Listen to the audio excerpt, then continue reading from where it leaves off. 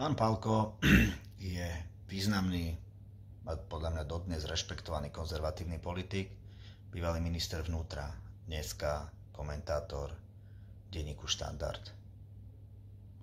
Takýmito videami by som možno chcel občas reagovať nielen na tvrdenia pána Pálka, ale aj denníku Štandard, ktorý nám podsúva isté veci a nepáčia sa mi, že to robia v mene tzv.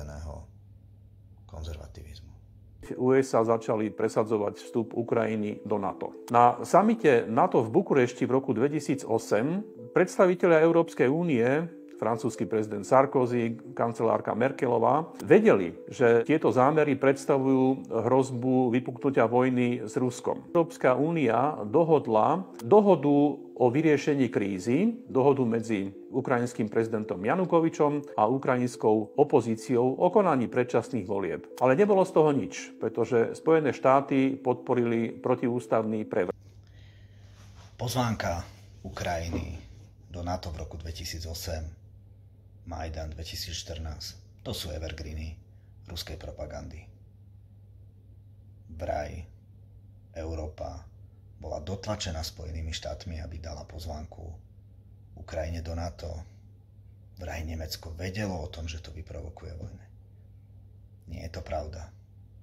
Pozvánka do NATO vznikla tak, že práve opačne Rusko sa pokúsilo o manipuláciu volieb na Ukrajine. Rusko sa pokúsilo otráviť kandidáta na prezidenta.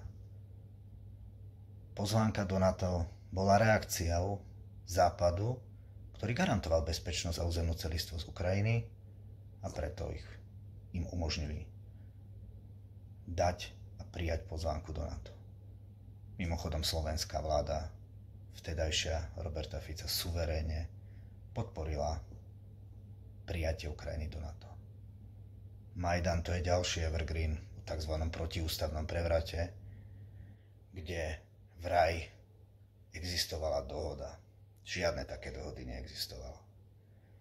O tom, že budú voľby v decembri 2014, sa rozhodla ukrajinská opozícia s tedajšou vládnou mocou. Ale ľudia na námestiach, ktorí boli zabíjani za to, že nesúhlasili s tedajšou vládnou mocou, s tým nesúhlasili. Nebolo to teda žiadne silové rozhodnutie. A opakujem, zase, ak máme niekde hľadať silové zásahy, tak to bolo snaha Ruska o zmenenie kurzu na Ukrajine. Ale toto žiaľ neodznieva v týchto vašich videách. Byť Európa, ktorá začala v jednej chvíli mať vojnychtivé reči. Niekoľko členských štátov Európskej únie v čele s Francúzskom začalo hovoriť o tom, že by rozmiestnili svojich vojakov na území Ukrajiny. Je to ešte stále tak? Je Európska únia ešte stále projektom mieru? Na konci sa pán Pálko zamýšľa nad tým, že či je ešte Európska únia projekt mieru. Vychádza zo skutočnosti, ktorých sme svedkami aj dneska v našej politike, kedy sa vážne hovorí o tom, že by európske krajiny alebo krajiny NATO mohli posielať svojich vojakov na Ukrajinu. Čo bolo už x-krát vyvrátené, že je lož, ale myšlienky o tom, že Európa by sa mala aktívnejšie brániť, sú na stole a sú veľmi legitímne. Pretože je zvláštne, že aktívna obrana Ruska, ktoré vstúpil na Ukrajinu, kde pán Pálko nemá problém akceptovať to, že Rusko sa bráni aktívne, aby hájilo svoje záujmy, tak v prípade Európy to nazýva vojnové reči. Byť aktívny v obrane a byť aktívny tým, že zbrojíme a sme ochotní niekde poslať našich vojakov, nie je vojnové štvárstvo. Sú to naratívy, kde pri jednej strane to problém nie je a pri druhej je. Bol by fér veci pomenovať pravými menami a nešíriť ruský naratív. Lebo vieme veľmi dobre, skadiaľ pochádzajú takéto názory. Možno taká poznámka, pán Pálko, mám to brať aj tak, že keď ste poslali policajtov do rómskych osad počas rabovačiek, že ste bol ministrom, ktorý sa pokúšal občiansku vojnu? Nemyslím si. Vtedy sme vám držali palce, že robíte v krajine poriadok a ja si myslím, že nemáme podkopovať autoritu Európskej únie, ktorá chce sa aktívne brániť. Možno nakoniec poviem len toľko. Pán Pálko šíri tzv. Protizápadné naratívy, ktoré vznikajú v Rusku.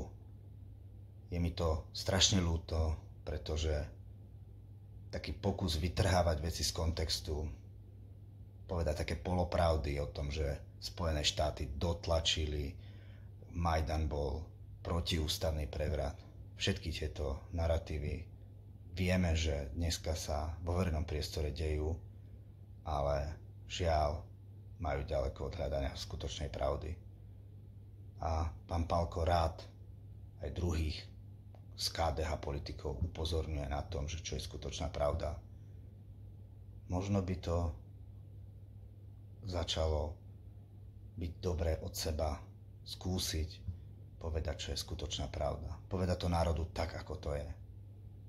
USA a Európa vojnu nechceli a jediný, kto ju chcel, bolo Rusko.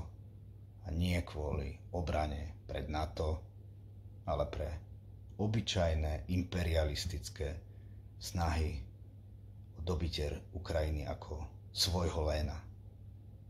Veď v konečnom dôsledku to povedal sám pán prezident Ruska Putin.